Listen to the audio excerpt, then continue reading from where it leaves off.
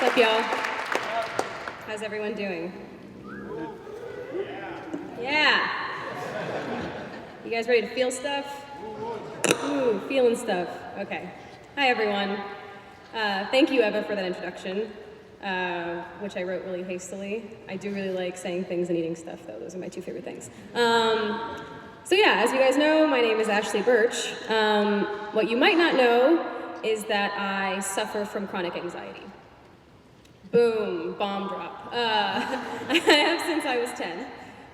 And for those of you that might not know what the experience of chronic anxiety is like, I wanted to share a quote from a well-respected, peer-reviewed psychologist in the field.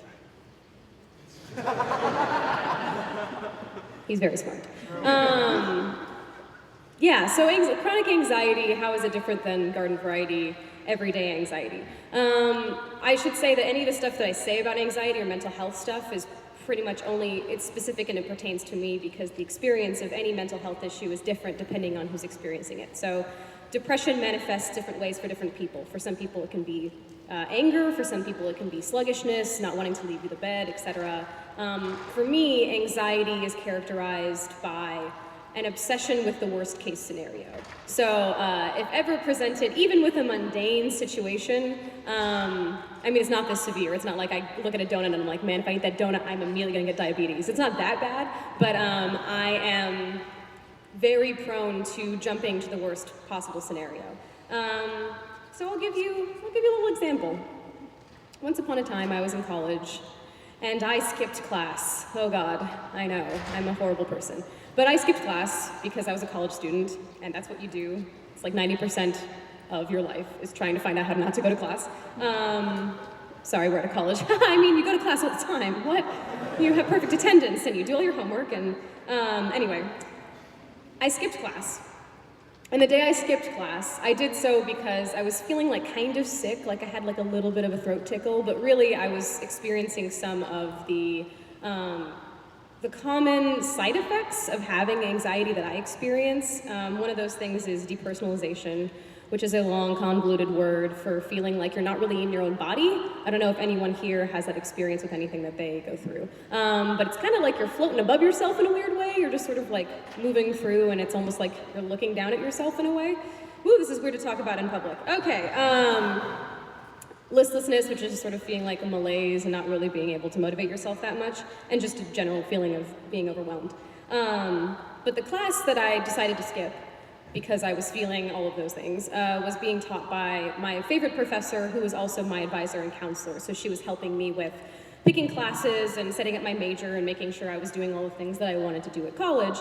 And we'll call her Zelda because, I don't know, we're at a video game conference, so we'll just say that her name was Zelda. So you can picture that I'm talking about Zelda in your brain.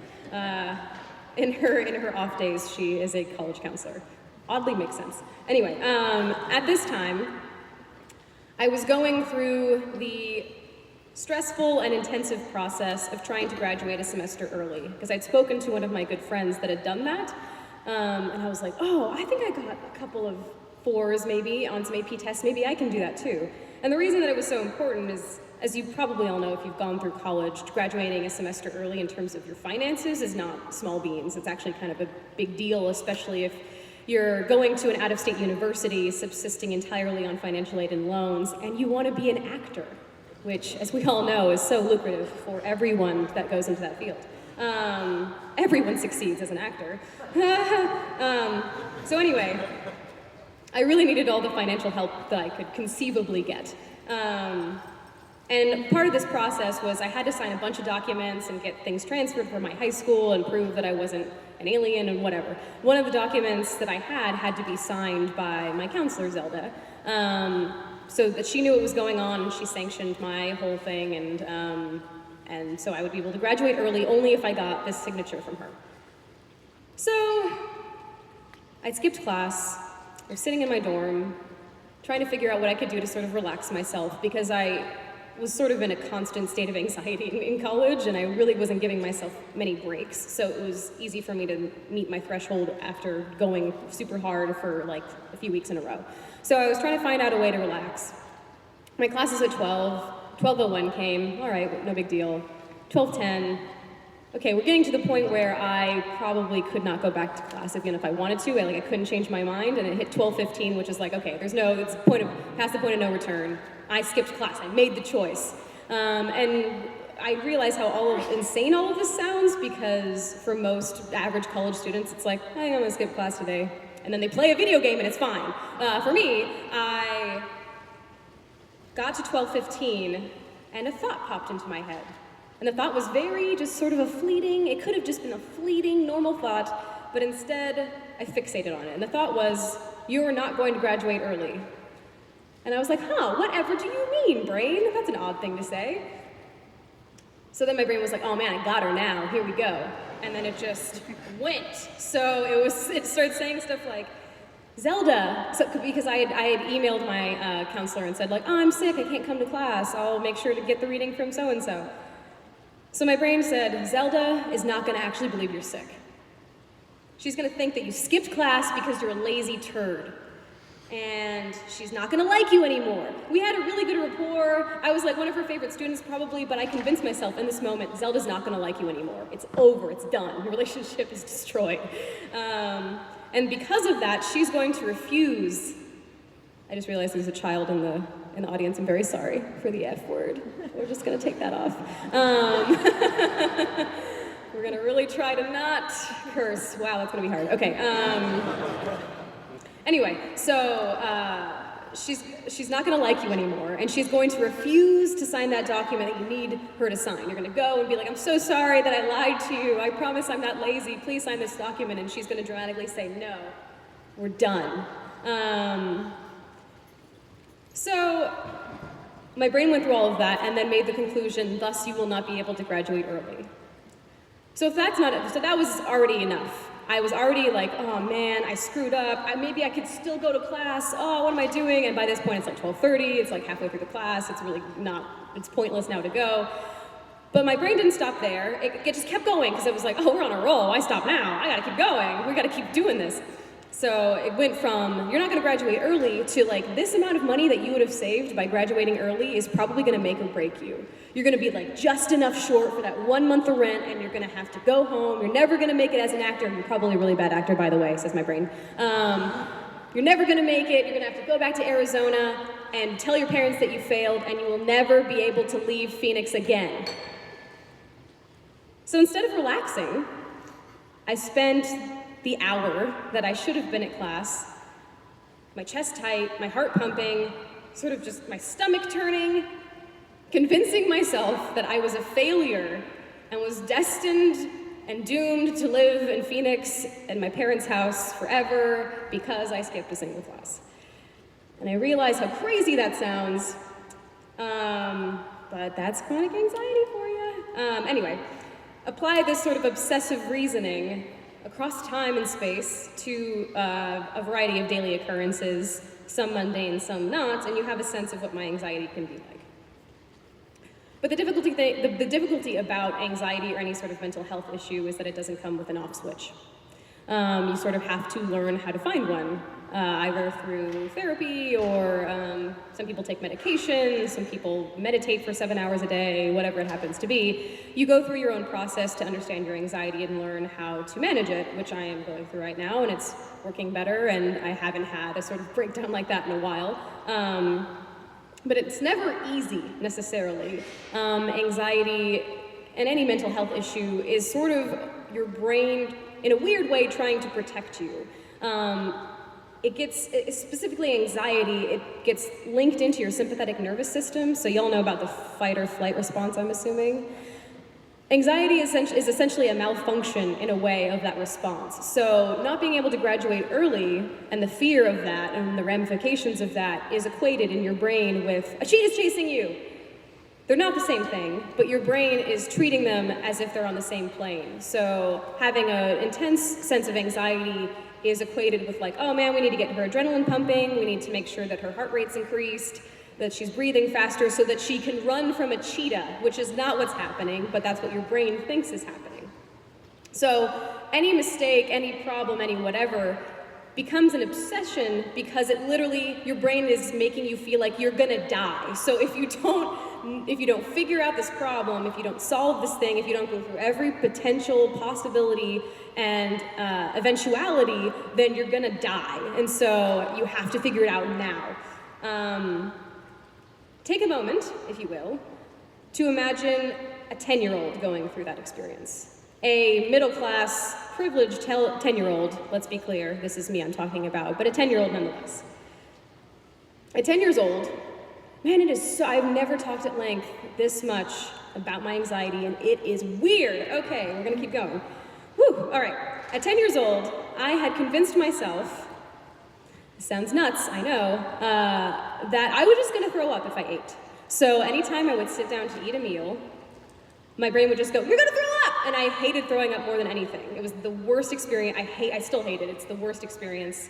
The nausea building up and the actual it happening, ugh, I hate it. So when I was 10, my brain just had the thought, like, what if you throw up if we eat this, man? And then I was like, oh man, you're right. Shit. Okay, well, we'll just try and see what happens. So I would take a bite of food, and then inevitably, of course, nausea would start churning, it would start building, and I would just have to stop eating. So for like a couple of days, I don't exactly remember how long the timeline is, because in my 10-year-old mind, it lasted the span of years because it sucked so much, but I really doubt that my parents let me not eat for that long. So it could be the span of like 2 days, I have no idea. In my mind, it's like eons of time, like with dramatic time lapses where I would look at a chicken wing and then be like, no, I can't, like really dramatic, but it probably was like 2 or 3 days. But when this experience first started, and I have such vivid memories of like mom making lunch and me taking a bite and me being like, oh, I can't. And being a 10-year-old who knows nothing, pretty much, my way of coping with it was like, I know what I'll do. I know what I'll do. I will lay on my bed and clutch a stuffed animal and rock back and forth and just tell myself that it'll go away. So I did that. Doesn't work. So I'm sitting there, I'm like clutching this little teddy bear, and I'm like, it's gonna be fine, it'll stop happening, don't worry, it's gonna be fine. Then of course the nausea would still be there, so I was like, okay, this isn't gonna work, I need to try something else. I would try watching TV, so I'd watch like Cartoon Network or something, and even my favorite, like Dexter's Laboratory would be on, and I'd be watching it, and I still wouldn't be able to distract myself from the nausea. I would try watching a movie, same thing, book, same thing. Eventually, I don't know why I didn't do this first, but I was like, I'm gonna play a video game. Maybe that'll help. And it's funny because the video game I chose, I don't even remember why I chose it, because I actually made fun of my brother Anthony for wanting to play it. I made fun of him mostly because I never got to. There were very rare occurrences where I could be like, Anthony's an idiot! Just so rare, because mostly he was just more knowledgeable and cooler than I was in every way. So anytime I had the opportunity to seize where I could be like, haha, you're dumb, I tried. Very rare. But he'd been telling me and my mom about this game, Harvest Moon 64. Which, when described, sounds like the most boring, stupid game you could ever conceive of. It's a farming simulator. End. Full stop. That's all it is. It sounds really dumb, but I wanted to share with you a very quick video, just to sort of get a sense of like the feel of it, and the tone, and just so you could see some of the tasks that you perform in the game. Oh, there's no sound. Imagine there's really, really soothing sound going on right now. It's so soothing.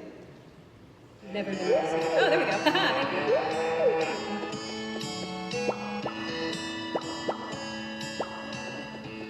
Yeah.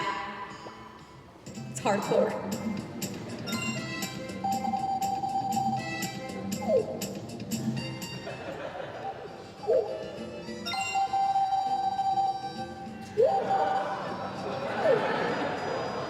Not the best in terms of gender politics.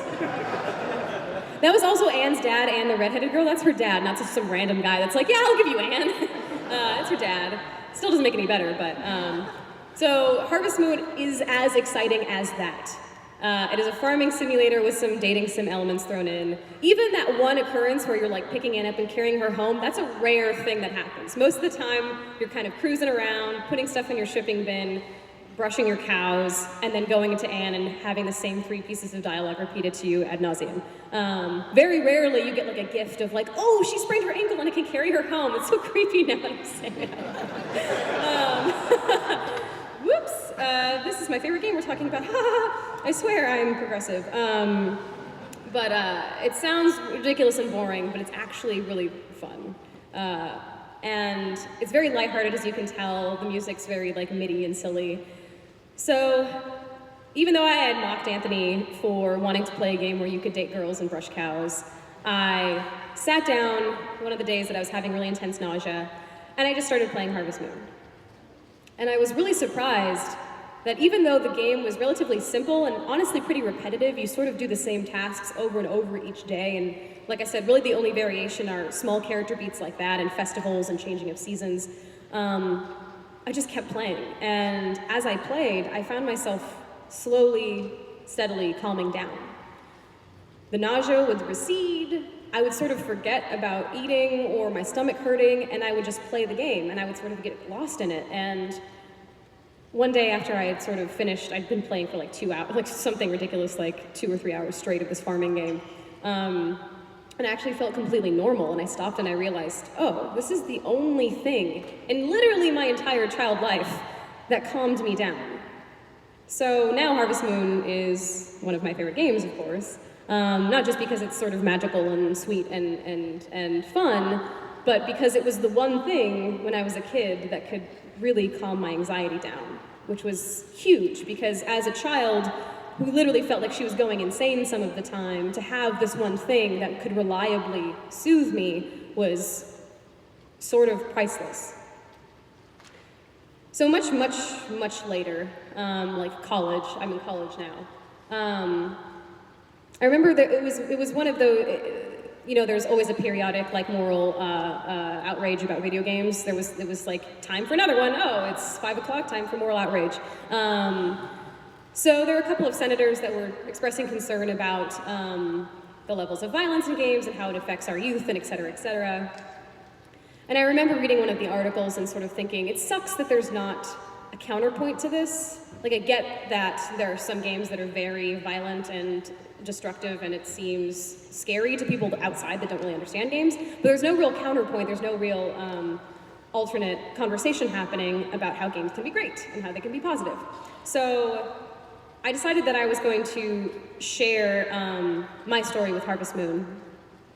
By the way, the nausea and the main concern about it stopped definitively when my mom took me to a doctor and he was like, oh my God, kid, just stop worrying, you're fine. You're literally gonna give yourself an ulcer if you keep worrying like this. And I was like, oh, okay. But that's why I named the blog post that I made, How Harvest Moon Saved My Stomach Lining, because if I had kept worrying like that, I would have given myself an ulcer. So Harvest Moon calmed me down and saved my stomach, thanks Harvest Moon. But I shared the story on my personal blog, and I invited other people to share their stories with me. And I got so many awesome responses of people talking about how, you know, they had a loved one passed away and the only thing that helped them was playing a game, or they really couldn't find any friends in their community, and so they started playing WoW, and they found so many friends that they keep to this day, and it helped them sort of learn how to be social, and all these really great stories, which I wanted to share a couple with you. So I ended up making a blog called How Games Save My Life, because I like hyperbole, apparently, but I curated this blog, and I posted a series of different stories of how games have positively impacted people. So I received a bunch of submissions. It was a really great experience, and there are two in particular that I really love sharing. The first one is by a trans woman named Morgan McCormick.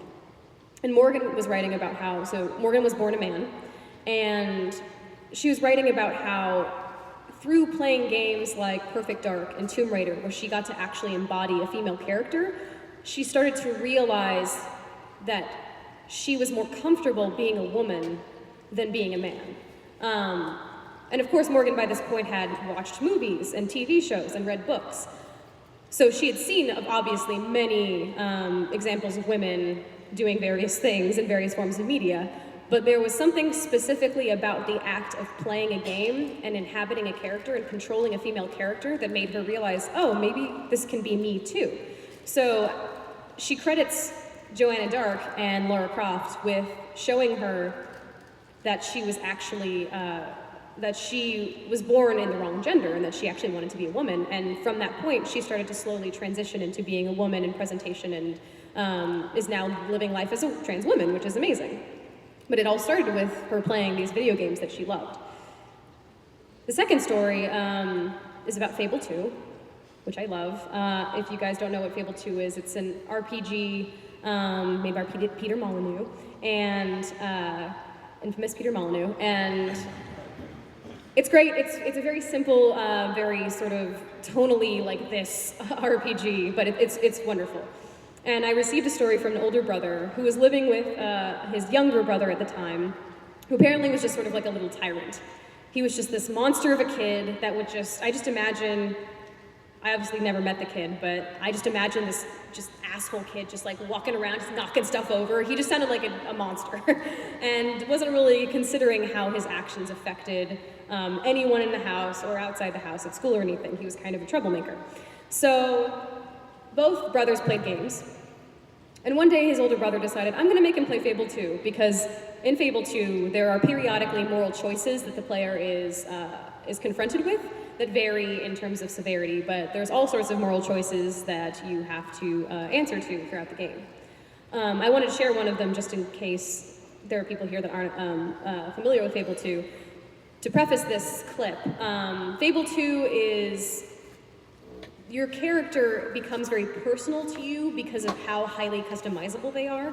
So you can decide what they look like, what they're wearing, their hairstyle. There's just all the stuff that you, like, it's a huge part of the game, customizing your character throughout the game. It doesn't just start at the beginning. Like a lot of games, it's throughout. It's a consistent thing that you're doing all the time.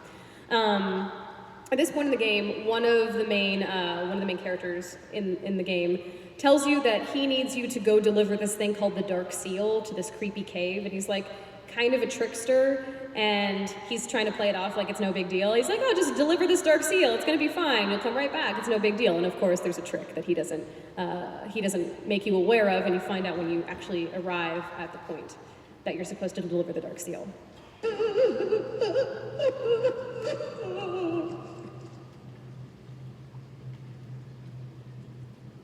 Please, help me. Me and some friends, we were reading from this really old book we found. It had all these strange words. Then there was this bright light, and I woke up here.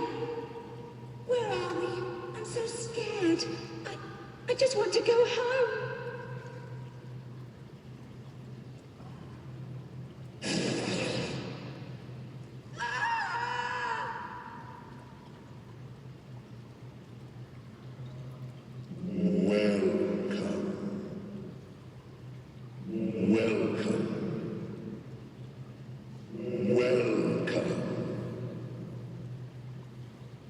One of you carries the Dark Seal. But there are two. Only one is required. One will trade their youth and beauty so that the King of Thieves may retain his. This is the bargain we honor. The rules cannot be broken. We will take whoever bears the Dark Seal. You must choose quickly. Please, I just want to see my parents again. So it gives you this time to decide whether or not you're going to keep the Dark Seal for yourself and have all of your youth and beauty stripped away, or give it to this scared, sobbing woman that has no idea what's going to go on, what's going to happen.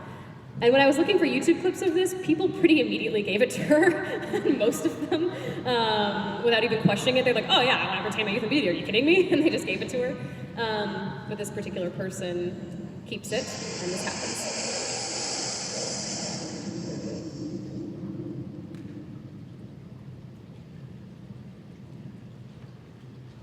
So it's a little hard to see, but you get these weird, like, glowing veins that go up your face. You age immediately to look like you're like 80 or 90, and you have crazy glowing eyes. So in Fable 2, you can also have a family, and I chose in my playthrough of Fable 2 to also keep the Dark Seal. And when I went home to see my husband and my children, they were scared of me. It kind of hurt.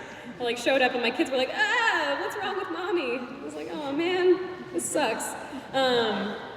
But anyway, there are lots of moral choices in Fable 2 that are really great because they directly affect things that you care about in the game.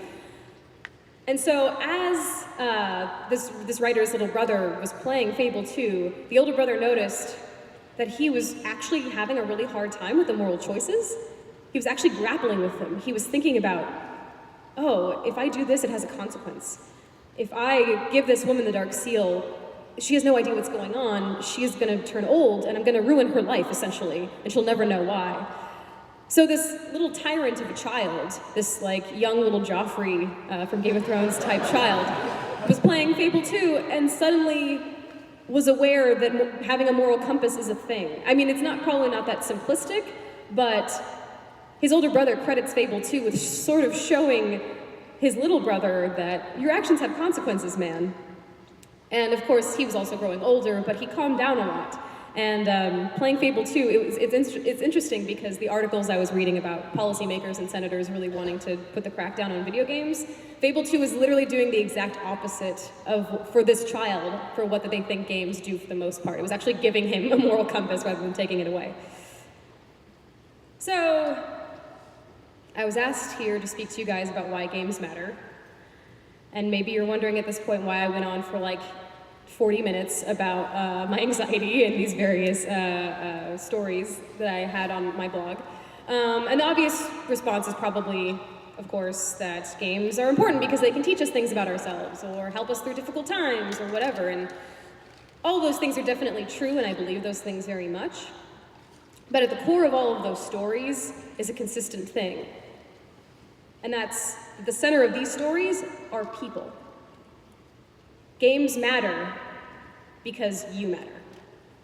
It's going to get sappy from here on out, so those allergic to emotion can feel free to leave. We're all incredibly passionate people. I think people that play games and create games are some of the most passionate media consumers of the bunch. Movies, TV, gamers are so passionate. But as recent events have shown us, I think sometimes our passion for games can sort of cloud our humanity in a way. We forget that the people that make these games are humans. We forget that games exist to entertain and to inform people. We forget that games only matter in so much as they enrich the lives of those that play them.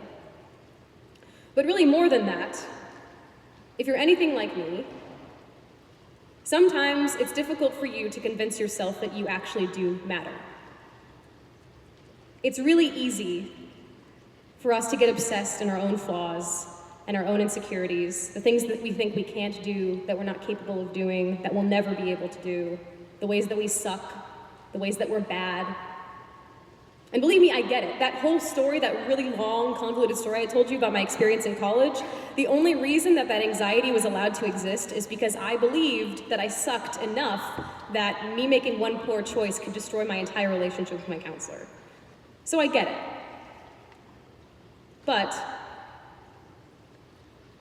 when we're convinced of our own insignificance, which I think we're all incredibly good at doing, we forget that we're all humans that deserve to receive and give love on a constant basis. So this is really dorky, but we're a video game convention, so whatever. There's this scene in the reboot of Doctor Who.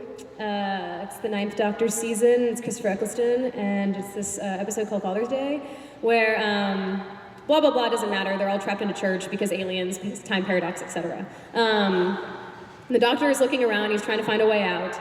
And this couple that were going to get married in the church run up to him. And they kind of give him their backstory very quickly. And they ask him, "Can you save us?" And then the bride says, "I know we're not important, but can you save us?"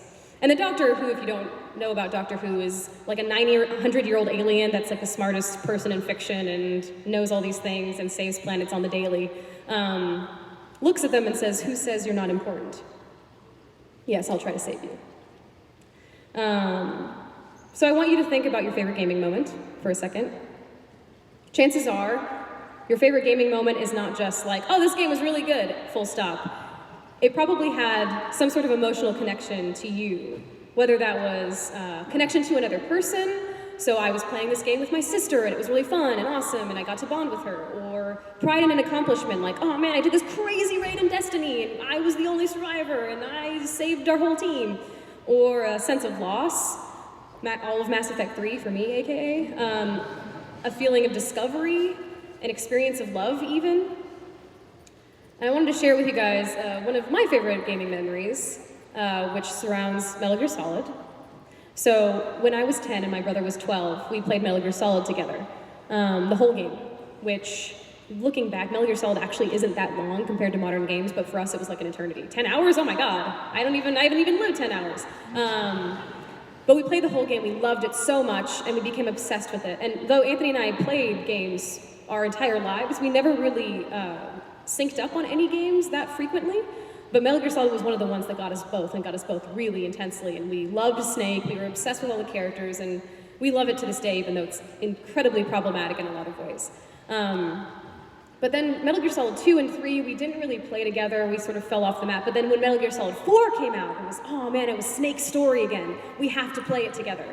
So we got it the day it came out, and we just started playing it. And there's this scene that I'm going to show you where Snake, because whatever, Metal Gear Solid, Kojima, doesn't matter. He starts really young in Metal Gear Solid and then is super, super old in Metal Gear Solid 4. He actually is called Old Snake. So it's actually kind of amazing. There's a gameplay mechanic in Metal Gear Solid 4 where, because Snake's all old now, if you go too long crouching, because it's a stealth game, then he'll go like, oh, and his back will hurt, and you'll have to put a compress on his back. It's kind of incredible. But anyway, so Kojima and Metal Gear Solid, if you're aware, I mean, it's like 90% cutscenes, that game. It's pretty much a movie with some interactive elements. It's ridiculous. But of course, being Metal Gear Solid fans, we were so excited. It just fan serviced the game, so we were stoked. We were getting to see all of our favorite characters again. And the end mission, essentially the end mission requires Snake, who, and all of his friends, all of the people that you've ever met in Metal Gear Solids 1 through 3, are fighting in their own respective fights, and maybe they're gonna die, and they're just all in these crazy battles, and Snake's job is, because it doesn't matter plot-wise, just don't even worry about it, he has to walk through from one end of a crazy microwave radiation corridor to another to get to the boss, who is a combination of two of the main bosses for Metal Gear Solid, because one of them is in his arm. It's dumb, it doesn't matter, Metal Gear Solid's plot is stupid. I love it, but it's really dumb. The point is that Snake, who has been through like 5 battles by this point subsequently, is just tattered. He's broken down, he's tired, he's beaten, and now he has to walk through this microwave corridor that's going to consistently sap life from him with every step.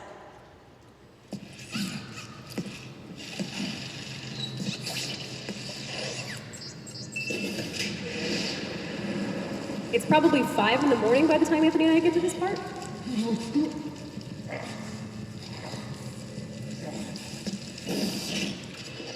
Snake, that place is saturated with microwaves. The longer you stay in there, the greater damage you take. Get through there as quickly as possible. So at this point, the only controls you have are literally just to move forward on the analog stick. And as you can see on the top half of the screen, you're seeing all of the events just happening as you are walking through this corridor. These are all characters that you've known from the first game that are getting destroyed and maybe gonna die right in front of you. And now Snake gets hit and he's on the ground. Don't give up on me, Snake! He can't get back up. I think at this point he starts crawling. Okay, so he's still walking. And I'm freaking out because I'm seeing Meryl, who's from the first game, she's getting shot in the shoulder. So at this point, Anthony and I are starting to rise out of our seats and we're getting really, really nervous. And now Snake is literally crawling. So I am on my feet and I'm screaming at Anthony, go faster, what are you doing? He's gonna fucking die, man, go! And he's screaming and he's trying. And right here you can see that there is a triangle, there's a prompt where you keep smashing the triangle button to make him go forward. And I'm yelling at Anthony, and it's 5 in the morning, our parents are asleep, and I'm screaming at him to go faster because Snake is gonna die. Our childhood hero is going to die and it's gonna be his fault. Don't give up on me, Snake! And of course, this very mournful music is playing in the background in the flower because Kojima's an asshole. And we're screaming, and we're screaming at this point. And then finally the cutscene ends, and we're like, oh my god, he lived! Oh god, and we're just exhausted. And so we sit down, because there's like 9 hours of cutscenes after that point, of course, because it's Metal Gear Solid. And we sit back down in our chairs, and Snake and Revolver Ocelot, I'm sorry, Liquid Ocelot, it's ridiculous, are fighting on top of, I think it's a metal, are they on top of a metal? They're either on top of a Metal Gear or a hangar, shirtless. It's actually kind of awesome. It's like two old dudes just punching the lights out of each other. But it's just a really long cutscene, so we're kind of just watching this fight happen until this point.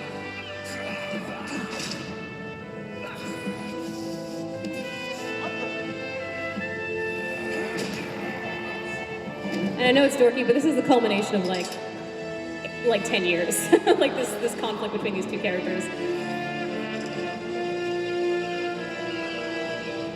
So again, we're sitting down by this point because there's been a million cutscenes.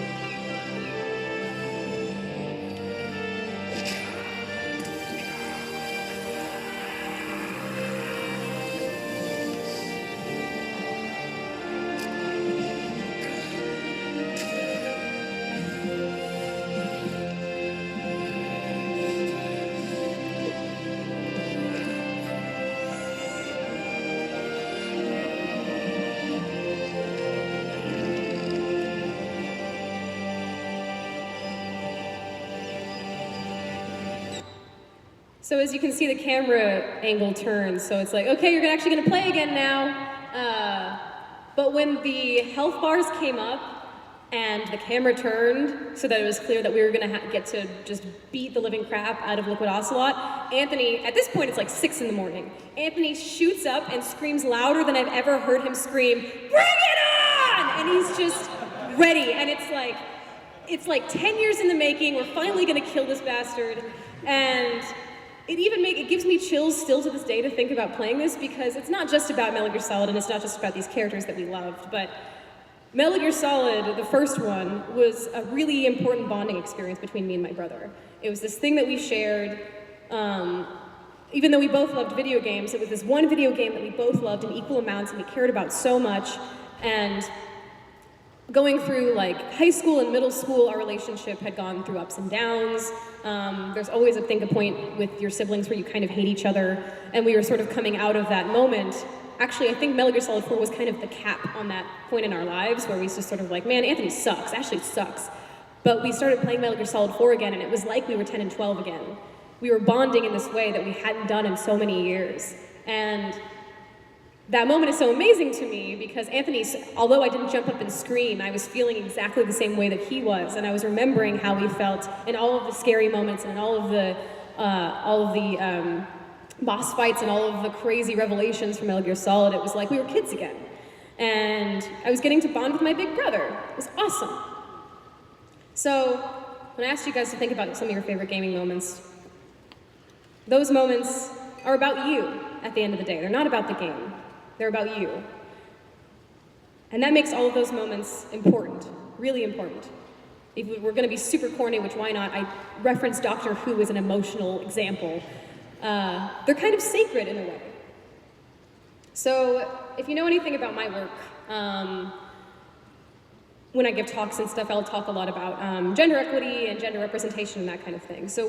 But when we talk about these issues in games of gender representation of queer folk, of minority folk, we aren't really talking about games. I mean, we are because we're literally talking about games, but we're talking truly about giving space to people.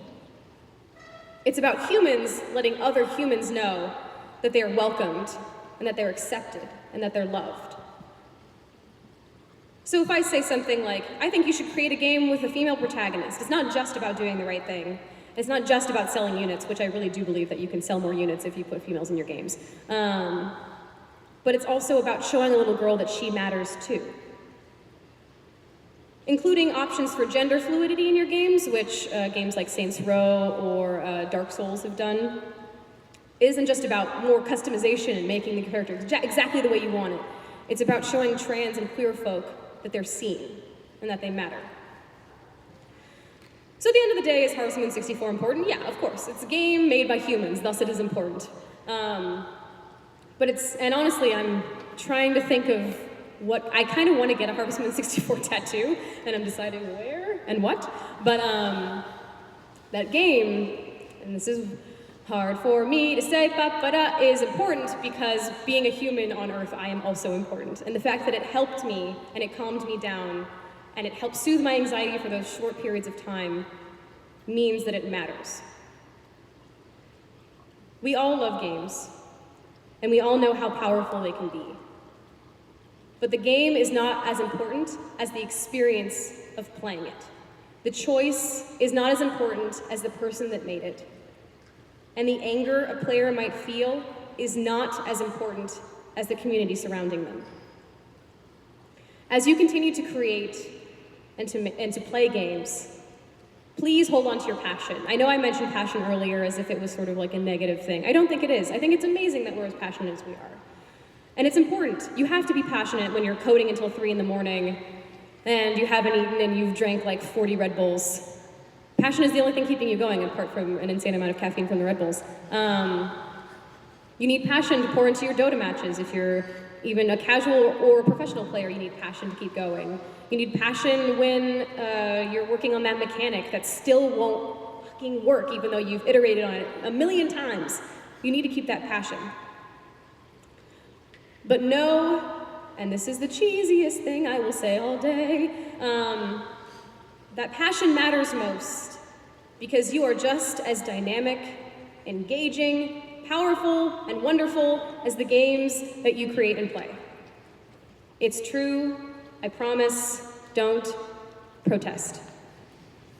And know that the same awesome, powerful energy that turns through you, turns through all the people that are making and creating and playing games beside you. And know that games are the most powerful when they're a tool to truly let us see ourselves and others. So I said before that you matter. I obviously believe that. And I also said that it's probably hard sometimes for us to accept that we do, and that we're cool people that deserve good things. I think you're all cool people that deserve good things. So humor me, and for the next 5 minutes, just 5, I know I sound like a self-help expert, but I swear to God, this is important. For the next 5 minutes, let yourself believe that you are not a shit stain on the side of the world. Okay? I know it's hard, but for the next 5 minutes, just give me 5 minutes, admit that you matter, and that you're cool, and that as a human, you deserve to give yourself a little bit of love. And the next time that you go make a game, you go work on the game that you're making, or go play a game, bring that love with you and extend it to the other people that are surrounding you. Thank you very much, everyone.